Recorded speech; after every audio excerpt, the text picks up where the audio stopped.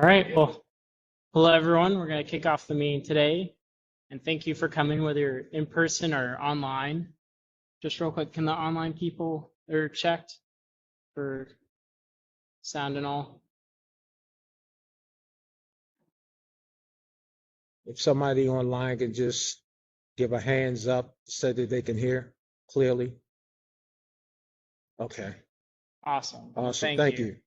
All right. Well, so today we're talking about the Greenspring resurfacing project that's going from Druid Park Drive to Cold Spring Lane, and looking at some of the bike facility upgrades potentially. Yeah, please feel free to come closer. I was gonna say I went to school. I understand that you want to sit in the back. Yeah. Oh, thank you.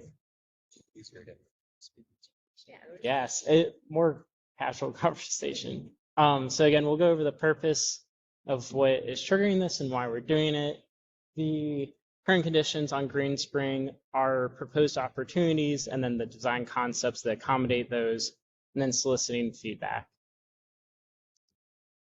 So we're doing this resurfacing because the road was, the remarking because the road was resurfaced. So we're bringing it up to current standards under complete street law. So we are here to gather general feedback and then any specific help in identifying gaps and opportunities with what we're proposing.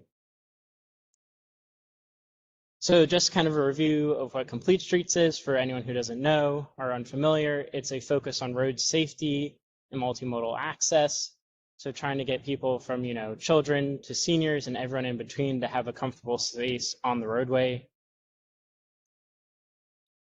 This is an image right now of the current configuration of Greenspring Avenue, or at least before it was resurfaced. You have a northbound parking lane, a classic or traditional bike lane, which has faded in some sections, a travel lane north, a travel lane south, and then the southbound parking lane. This is just a cross-sectional view to help people visualize that. It also includes some roadway widths too. And this is an aerial view of the roadway in a typical configuration.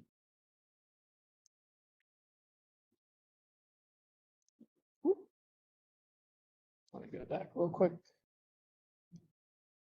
So just looking at the safety aspects real quick, we looked at the crash data. So there's 87 from 2019 to 2023, and then we had 8 in 2024.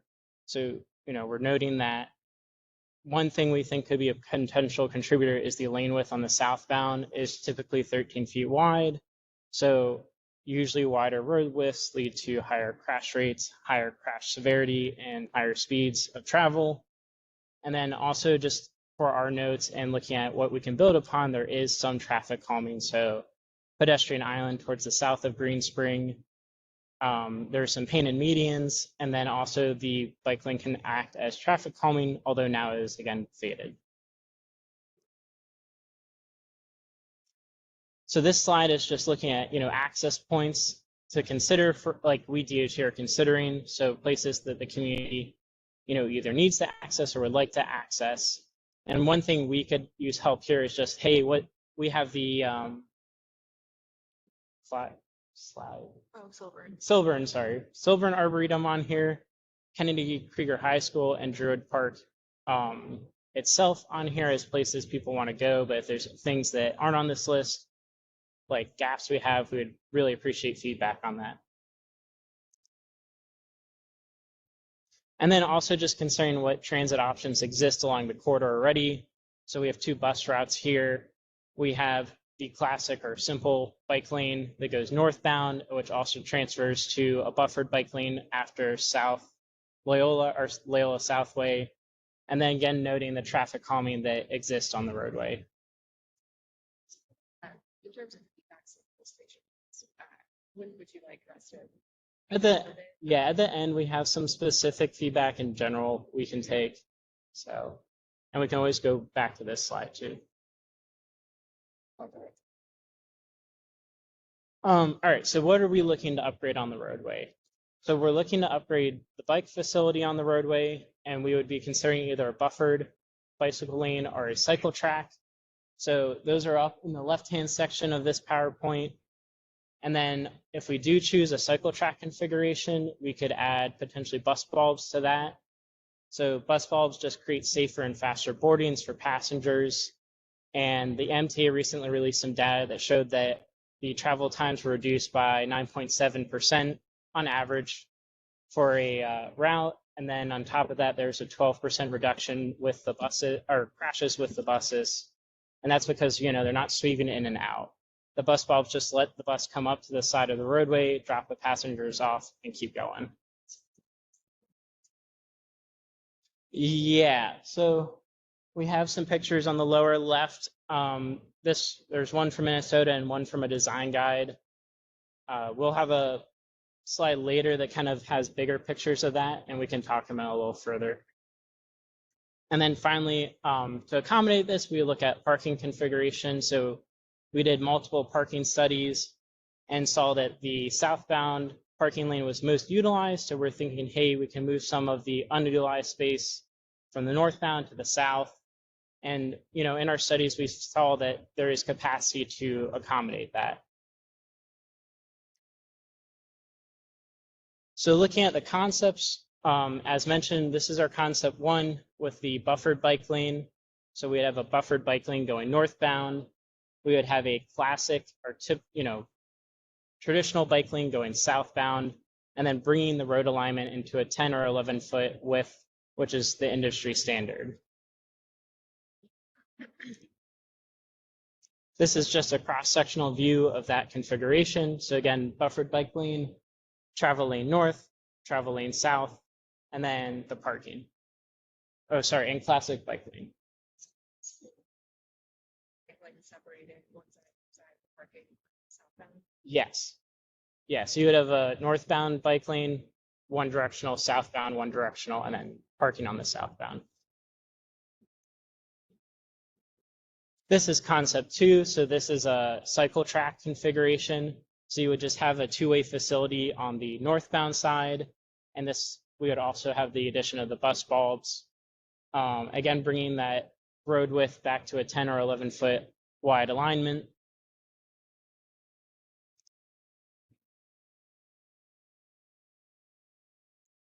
Awesome.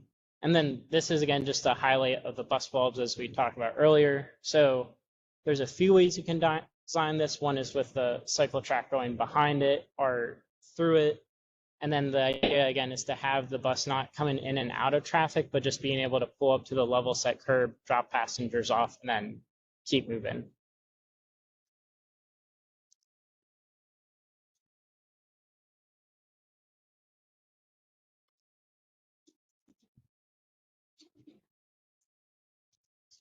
All right. This is the cross-sectional view of the roadway again. So cycle track, northbound travel lane, southbound travel lane, and then just southbound parking. Okay.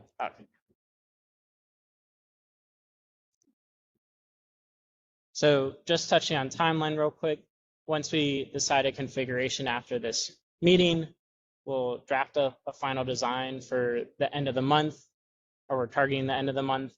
Then hopefully the month after that, we would do an installation, except for if we did the cycle track, the bus bulbs require a little more work. So we'd have to do those in 2026. Awesome. Now it's time for community feedback. So, we can take 6 questions in total. Time giving. I have focus questions if people like, so if they could give feedback on like safety, again, the attractions and transit opportunities, and then just 3 general ones. Could you go back to the slide that Could you speak up a little louder so that way they can hear? back to the slide that shows the parking island in Greenspring? It's Yes. highlight some of just the general concerns that we have, and we don't disagree with the addition of the bike lanes. That's not at all what we're trying to. And is the safety that would be adhered to, and there's a number of current safety challenges on Greenspring, specifically around this area because we're familiar with it, that have created, I think, additional dynamics that you might want to take into account. No, it's further. Yeah, it's, I think it's in the transit. Talk about pedestrian that's one. alley. Yeah, that. Oh, there we are. Sorry. Yeah. Once. So what you observed about the parking situation in terms of southbound versus northbound preference, Hmm. any of the residents who live in the row home across the street actually prefer to park on the northbound because the downside or southbound is it's a declining slope, right? People pick up traffic. I'm sure you've observed, especially the ticket system that Yeah. it picks up speed very, very quickly. So the southbound aspect of this, or the one going towards Druid Park, is on a slope. It picks up traffic. People speed very aggressively through there, even when we have speed cameras, which have been there for years. When this particular island was implemented, it became an interesting addition to causing additional traffic problems. We've seen at least 14 accidents where people are coming through this particular area. They're moving south and you have to make that turn. Right there, there's like a slight arc in the road and they clip this Okay. and lose control of their vehicle, often resulting in catastrophic damage. We actually had 2 vehicles in the past 2 weeks that struck this island and their cars were disabled, airbags were deployed. It was really not great, right? So there's an issue with this island creating an additional hazard that also results in people on the other side of the street not wanting to park on that particular side because it has seen a number of accidents over the course of the years, and now even more so because that island has perpetuated this, like, they hit it and then they lose control of their vehicle. I would say a very conservative estimate is that at least 1 car a week impacts that island. Yeah, If you look at it, it's damaged heavily from cars hitting it.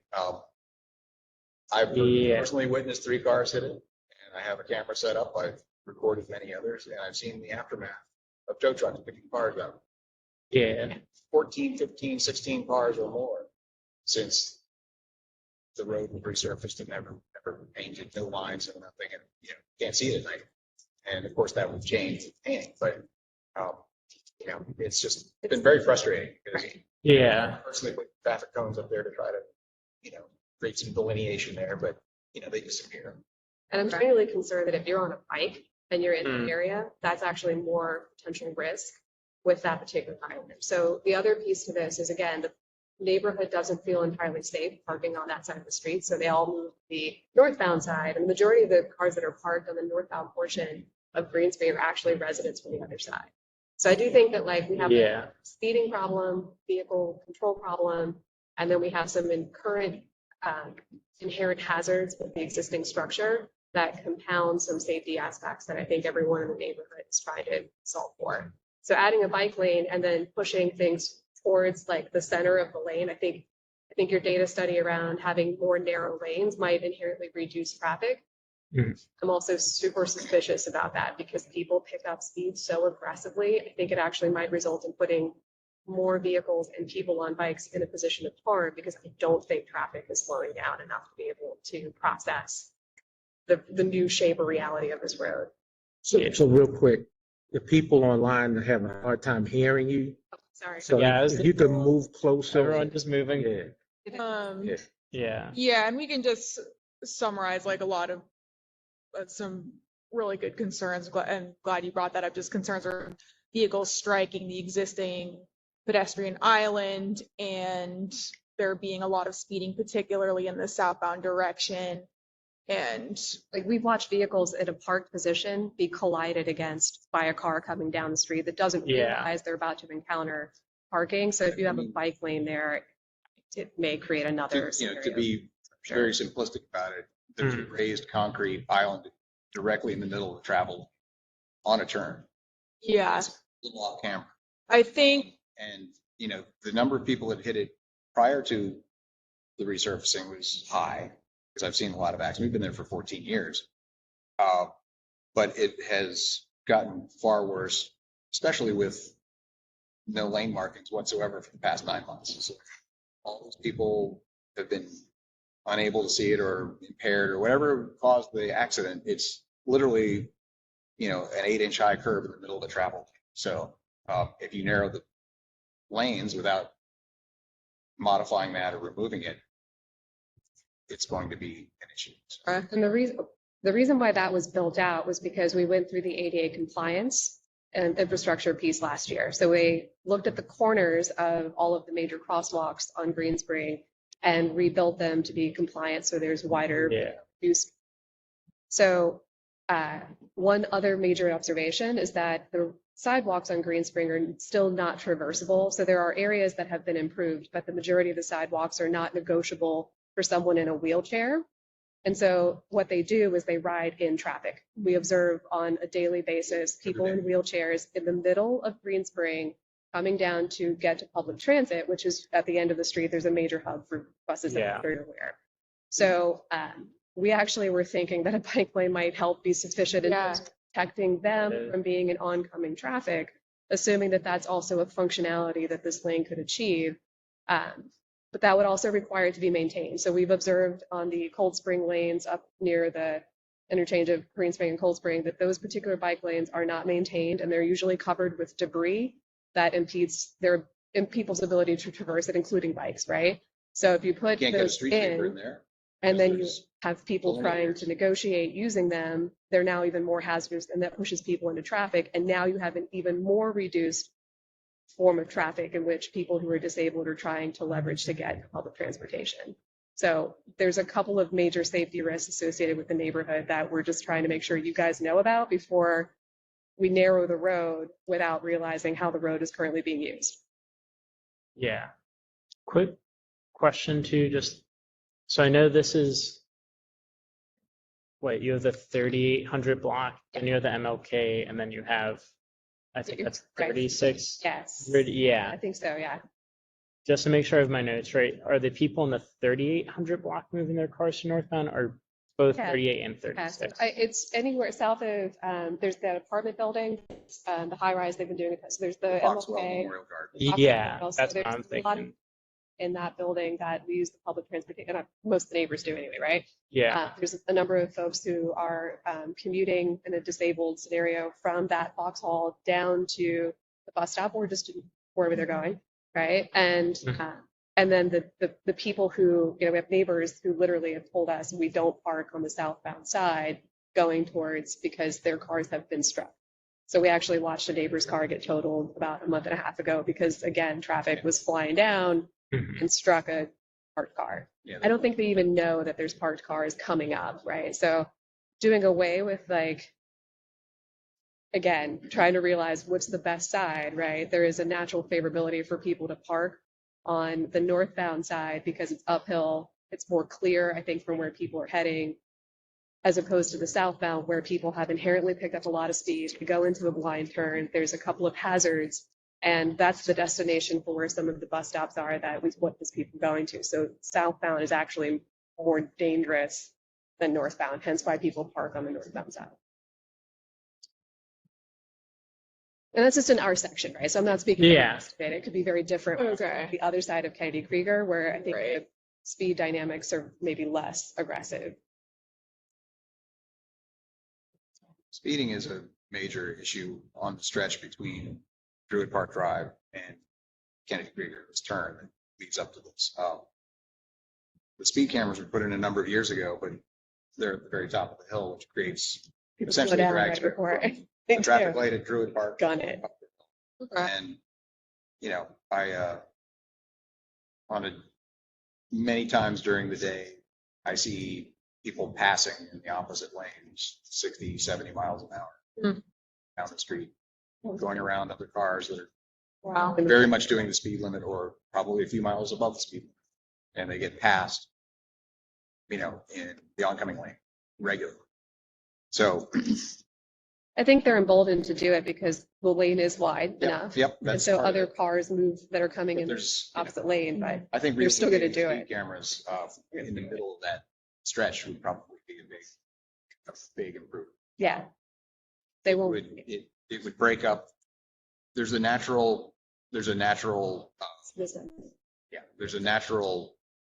tendency to reduce your speed when you get up to the turn up by this island, this entrance to this facility. But that straight shot from Druid Park to those cameras is literally a drag strip. Okay. Yeah, we can definitely have the speed camera team take a look at adjusting that location. They'll have to just like run their video validations on it and make sure that the camera can get a line of sight and that it, but yeah, we'll have them take a look at that.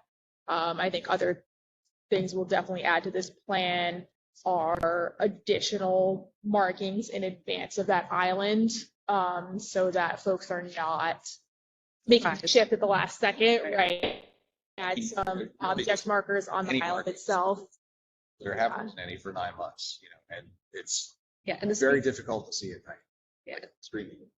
and the speed cameras are right at that island, so people are one slowing down because they might know it's there, but then they're also addressing when they do witness that they slow down. So you don't get the full scopes. I'm worried that maybe your existing data that might come from those cameras may not be giving the best accurate reflection of how fast people go because they're negotiating that turn and then they gun it. It's just like between that turn and after that turn, it is a big. Okay, so you're saying, just so I understand, south of the island or north, approaching the island? North. Like approaching Okay. the island, they can see it. They can see the island more clearly approaching it from the southbound. So they slow down for it, and then they gun it again, and then vice versa on the south or on the the other way coming down. It's the They same thing. Okay. Camera situation. they People are- as soon as they witness gonna it, slow they down gun there. it. But that island curbs their behavior when they do notice it. So the data that you're getting from the speed cameras is offsetting the fact that people are adjusting their speed for the island when they catch it, and then they get right back to gunning it again. So it's like you've got a bike lane who's still going to be exposed to people in 60-mile-an-hour excess plus, with people coming at them from behind. Hmm. I don't know if you, I don't want to take all the. I know. Is there other questions? Sales here. Yeah. Yeah, let's check online if there's some no, we appreciate the information. And so, Tim has his hand raised, so let's see. Yeah. And we appreciate it. We've been trying to express this to our neighborhood folks for a Yeah. while, and it hasn't been getting through. So Yes, I would just say, yeah, I appreciate your patience. Like traffic calming is one of our most frequent, most requested items, but understanding there is like. No, I get it, yeah. here, So, it's a yeah. number of different projects all overlapping, right? So the stuff that was happening last year with ADA compliance, you guys had probably no impact on that, right? When that created some of the dynamics that are currently happening for the residents that now you're trying to also plan for, and like, Would it be possible to go back to the two concepts? also, did he have a question? Yeah. Yeah, Tim. yeah, and then we'll do the Sorry. concepts. No worries. Oh, Hey, Tim, yeah, actually, I was gonna weigh in on the concepts if that's okay. So I think if you flip back to the concepts, that's awesome, actually.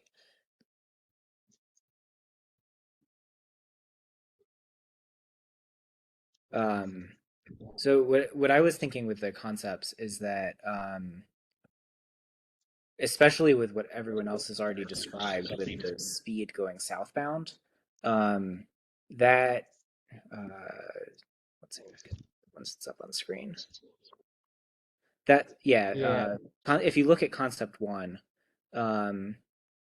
that southbound bike lane makes me really nervous, because if you've got somebody going 50 miles an hour next to me on a bike in a bike lane that's just paint, there's not really a lot protecting me. Whereas if you have a bike lane, if you have a cycle track, and I have no strong feelings about which side of the road it's on, if you have a cycle track, there's a buffer between me and the cars that's more substantial than just a line of paint on the ground. So my vote would be for the cycle track, just because I think it's a lot safer to bike in. Okay. And I know that, and to follow up on that, I also, from a safety point of view, would more likely lean to concept 2, understanding the disability individuals that I know they're not here obviously to reflect their voice, but the majority of that traffic, like I said, is coming into the middle of the street. And I know it's originating from the left side. So if you're thinking about so it's going in the southbound. I don't know if they would traverse over southbound to then head. I think you might want to think through how's that connection of getting people who live in the apartment building on this side of the street, trying to get down to bus stops, and they have to go over to the southbound to get to the cycle track and come down. Is that ability to get from here over to from where they are now to the southbound and do that safely in the middle of traffic might be an area of like, otherwise they're just going to go into traffic that's now compromised because sidewalks are not negotiable for a wheelchair. Yeah, just to clarify, so you're saying a lot of the ADA folks are coming from the Fox Hill Apartments, right? Which is on the southbound side, correct? I'm doing it. Yeah, okay. I was like, where are we gonna? That way, like I'm going this way. Yeah, so Cycle track. Are you saying the cycle track is going to go on the northbound side or the southbound side? Because it looks like it's going on the northbound. so this is Yeah, supposed to be we've been northbound. looking at Yeah. the northbound side I mean, I think mainly some of those are because better because, well, the northbound side is better because there's fewer cars currently parking there. That's probably what your data shows, right? right. Just would say like that's not opposed to that, right? Like, but just make sure that whatever you do is allowing individuals who are in a wheelchair to figure out how to get to the other side of the city so they can use that lane. Otherwise, they're just going to go down the street now, literally in traffic. Yeah, that makes sense. Yeah, no, we do see like the Maryland Ave cycle track. It had like, they're in fact like, we sometimes call them like multi-use mobility lanes because it is, Yeah. in general in better condition than the sidewalks in terms of, there's no lips or They're flat and they're not. right. But making sure that folks can get into it is a good consideration. So both of these concepts will entail removal of parking off of one side of the street. That is correct. I just wanted to be 100% clear on that. I mean, that's what I'm seeing. I just wanted to be clear. Okay. Which also, in that segue, if it is going to be going on the northbound side, I do expect that there will likely be some offshoot parking on some of the secondary streets. One of them is Park Hill. It's a loop, right? It goes around. Yes. So Very like narrow right there. street that on a curve that when people park on both sides presents some issues with emergency vehicle access, larger vehicles, Waste delivery management. vehicles, things like that. Because we've seen that happen, gatherings and parties, and holidays and things like that. So if that parking on one lane is eliminated, it's going to create some overflow onto that street that it's not accustomed to. So, I mean, basically when that happens, we have there are neighbors who have people over and they just park and they don't realize that there's it's a 2-lane street and they basically turn it into a 1 lane. And we've watched waste management, trucks have difficulty negotiating because they have to go up turn. They have to really negotiate cars. So I would just maybe want to take into consideration where there are currently cars parked on the side that you're saying could potentially be a cycle track that will be displaced. What are the alternatives? And if those alternatives include, I think Oswego and maybe isn't an issue, but Park Hill is because it's such a narrow street that you may want to look at how are parking dynamics. For example, you might want to have a no parking section on one side of the street so people don't block an entrance getting in and out of the neighborhoods. Yeah. No, I think that's it.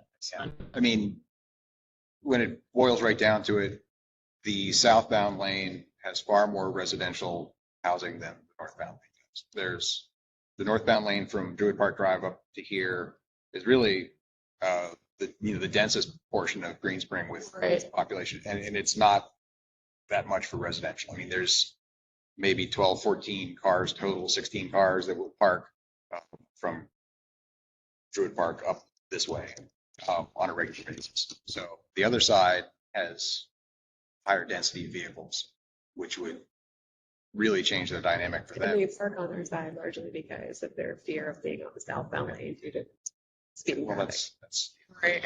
And hopefully we can reduce some of that at least, mitigate some of it. with regard to north or south selection for bike lanes. That's the northbound lane would make a lot more sense just from the standpoint of the number of vehicles that are currently parking there.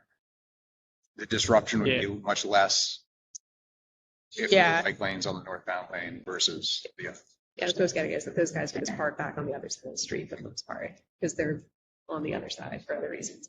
And if you did a cycle track, I think that I would be more inclined to do a cycle track, because to the other person's point of view, being on that southbound when people are at rapid speed seems very concerning. Yeah. Yeah, and it seems like the current painted median is kind of being abused, so that I would redesign that. And that's also like, helping the ADA compliant component of that still work. Right, so whatever that looks like with the speed cameras moved, these other pieces would probably have a significant impact on reducing speed. It's really bad right now. Okay. So I'm just doing sorry to cut you off. The person prior that spoke was just saying, hey, they're expressing a concern that if you have a painted lane and then like the 10-foot lane, it acts like a 50-foot because it's just paint essentially. Right. So, oh yeah, I was gonna say, Tim, if you can hear us Yes. now or Yeah. add any. Yeah, if you actually just go ahead one slide.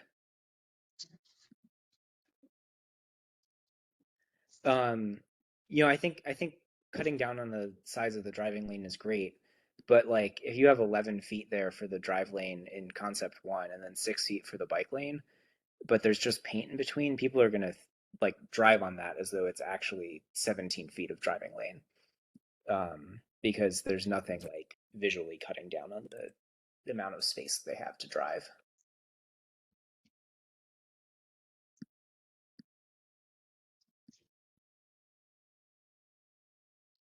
Thank you.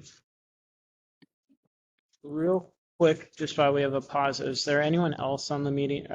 There's like one other person online, correct? There's a couple, Councilman Torrance is also online. Okay, just if anyone online had questions or wanted to add any other inputs, pausing for that. Yeah, if you're online and have a question, just raise your hand and I'll unmute you. Okay, Councilman Torrance. What's the use?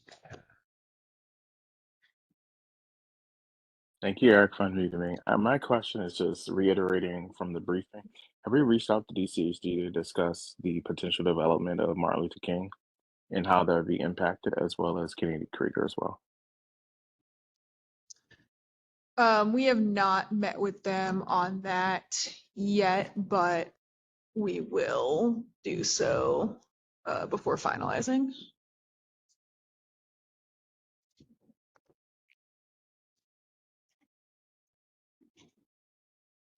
Yeah, I would, if you can, in the next week, reach out to them because this may impact the LDA that they're negotiating with a developer, is my understanding.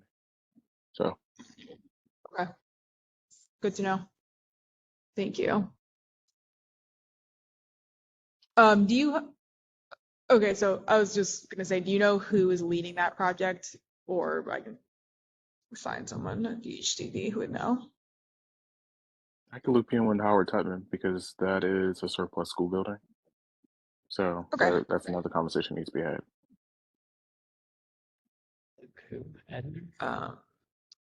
Howard Tutman.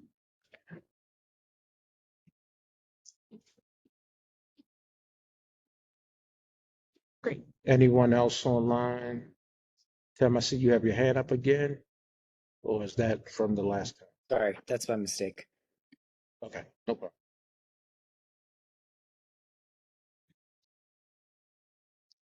Any areas of particular concern for you folks, or just the? Oh, great. Good to see you both. Awesome. Okay, let me get another sheet here.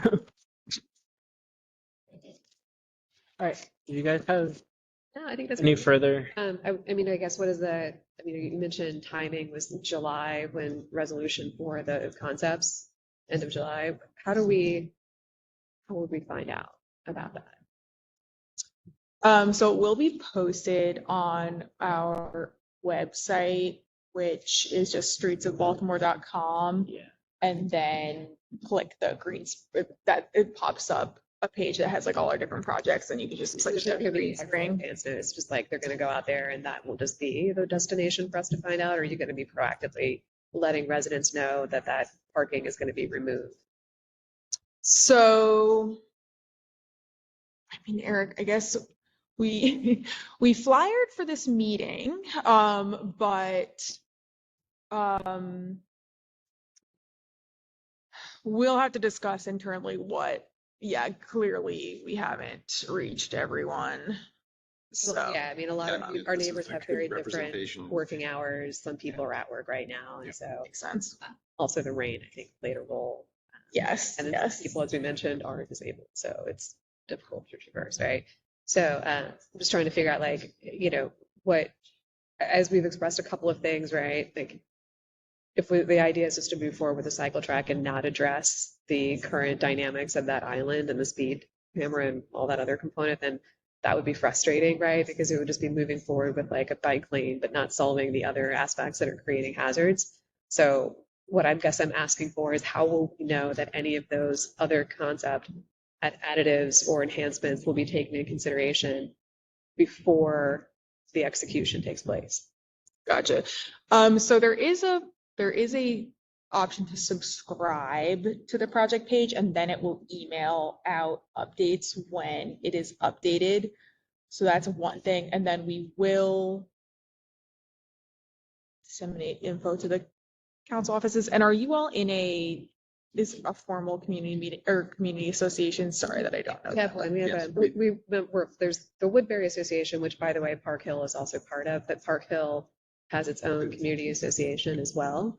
I can give you their contact. I actually made them aware of it, right? Like they're aware of it. They're like, you go tell us what happened. Okay, it's fine. Yeah, Okay, because the reality of it is we're sort of the only house in that community. Well, not the only, but we're one of the few houses in the community that front Greenspring. Everybody else is up got it. around the little loop road. So it's not going to affect them as directly, with the exception of There's 5 houses. overflow parking that may Yeah. happen because of loss of parking. Right. That's when, that's when they would be, wanting to say something about that. Okay, that makes sense. And then a couple of them have driveways and on-street parking, so it's not, I mean, we do too, but we're actually just largely concerned about the other safety aspects, which is why we wanted to come and talk about it. Because yeah, Absolutely. in our driveway, but that doesn't account for everybody else's problems. I really appreciate the input. That was very insightful, so thank you. All right, so we'll subscribe. Is there any contact information that we can get from you guys? I don't know if you have a card or you're like probably like, Is it straightforward to subscribe once you're on that Streets of Baltimore site? Or is there any extra information that we require to do that? I don't believe there is. I think I think it's just your email in the project page. We have, yes, and then there's also this email, and then Eric, I guess all of you, like all the liaisons can check that email. Is that right? So, Ms. Bradshaw, she checks that. Okay. So that is actively monitored, for any feedback, and I It's like the third one on there. Yeah. do have a card, but I will warn you all that my You want my me to just give inbox them is scary. My card, Sure, plates sure. in lieu. I I'll give you my it's fine. It's just nice to have a follow-up of something. Right, fine or a little wet from the rain. It's okay. I appreciate you guys allowing us to I'm have. gonna give you 4 cards. I'll In case one of them breaks for each of you. So You guys hear me? Yes. I just want to make sure that because I hear my friends from Greenspring Avenue, and what we did last year was not the most community friendly approach of giving people ideas of what the actual project is. I would suggest providing this presentation in hard copy or some similar version that links back to your page, again, with a Canvas effort so people know, because I don't So, want somebody to wake up angry and so, but then what's the day? The day's what? Tuesday? Yeah, Yeah. by Friday, this presentation plus the video of the presentation will be posted on the Streets of Baltimore page. okay. And then Benjamin and Matt will update the Streets of Baltimore page as things progress. So Mhm. I'm echoing what you said because we were very much in the dark about some of the project plans and some of them directly impacted us. This particular one, I don't know if it would be the same, but I do think it's wise. So are you referring to what they did once the school No, the changed and they, resurfacing. So you okay. guys nearly took Sam and her family's bushes in flowers. Hi, Sam. Hi, I know, I was like, I figured you would know I'm here. Mhm. So, Yeah, so hi. I just want to make sure, and then also for our neighbors who are on Druid Park Drive, make sure they know too, because they're getting resurfaced too. They're getting resurfaced, which is going to be a connection to this project too, and we have to do complete streets with them too. So just like, hey, the thing is happening here. Inform us on this, but also know that this may potentially be happening to you sooner than later too, so that people are not seeing the disconnect because the sign refers to not only this, but also the project for Greenspring Avenue being resurfaced. Just an FYI. Okay, giving folks more of a look ahead. Yeah, That Mhm. makes those stuffs in a flyer and put it in people's mailboxes because I don't think people are comprehending how much this might impact the area. yeah, I think if That people makes sense. noticed, a day or a week before parking was removed from the side of the street, they would be They're gonna very call for it. surprised and probably, have some thoughts on that. So the more information you can provide them, the sooner the better. So you all live on Green Springs? Yes. So did you all receive the Flyer. postcard? Okay. This meeting? Yes. Okay. Yes. Because we're trying to decide. We're sending postcards out, but we get a lot of them back, and we're not sure if the postal service are actually delivering all the postcards that we send out. So that's why I wanted to know if you. I mean, given that it's not a huge number of Yes. residences, hand delivering them is also should be considered an option because it's really not that many houses along Greenspring, but It's not that much. 2 people could do that very quickly. Yeah, I or just- that many housing in Parkside. Yeah, yeah, exactly. So, Appreciate that. And posting a more specific notice so that again people are in the loop because many people don't go online and check this stuff. They don't necessarily look at a piece of mail, but if there's something posted on the street, they might pay a little bit more attention to it. So Eric and DOT, I think you guys should use that big old sign that you got posted at the corner of Greenspring and Druid Park Drive, and work with because planning has the big old poster board printing machine and laminate it. You can laminate it and attach it to that sign so that people can see it. And then not only did you get in your mailbox once, you got it in there twice, and now this big old thing is at the corner next to the project. yeah. Yep. Most people saw that sign Yeah, before they. it's still got there, so yeah. It's still Yep. there. You could just replace it with another. Thing. So. All right. Any other questions from folks online?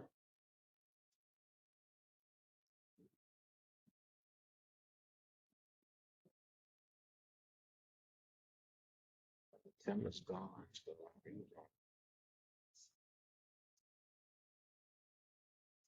Great. All right. Well, thank you so much for organizing this and reaching out. Glad you guys were able to hear our feedback. Hopefully that was helpful. Yeah, Definitely. Yeah. Michael, any Thanks, everyone. questions from the school? No, but I definitely heard about the speed on going up. Because we've had to put boulders in front of our playground because they've actually gone through our sign. Coming up, we had a sign and then we had to rebuild a sign because coming up going there. But we've also seen it south, falling asleep before it goes. Yeah, the speed is up there. So the resurfacing though, I'll tell you, it needed to be done. So the next steps of striping, those pieces are great. I had no clue about the median. I never really, because I'm going north. Yeah. Well, next time you have a moment, walk out and look at that aisle. Like, look at No, I'm going to drive down there. Look how physically damaged it is. It's just chipped and destroyed. And the other night, a Jeep hit it, a four-door, like SUV Jeep, impacted it straight on, all the airbags, and the people just walked away from it. It was there for 4 hours. I'm the director of school safety now Oh, for okay. all Kennedy Krieger schools. Excellent. We developed that 2 years ago. I used to be the autism director, but now we're moving into that. So safety and all these kind of. Well, that's good to know. Yeah, It's good to be of here. everything. Yeah, nice to meet you. Yeah. And I work with Captain Brooksfield. Now, but, We're literally, so there's a Councilwoman Middleton. I was and trying we're to the next figure house, out. right? So we're the one on I the. see. 601. Yeah. Yeah. Are we done? Never need. Like, I was, who's, well, if like Okay. public comment, that's fine, but I think Kind of like, let's click end. Let's click end on this. Bye, folks. Thank you so much for coming. That's about safety. It's a little bit more about. Yeah, it's really. but security and trees come down and go over the fence.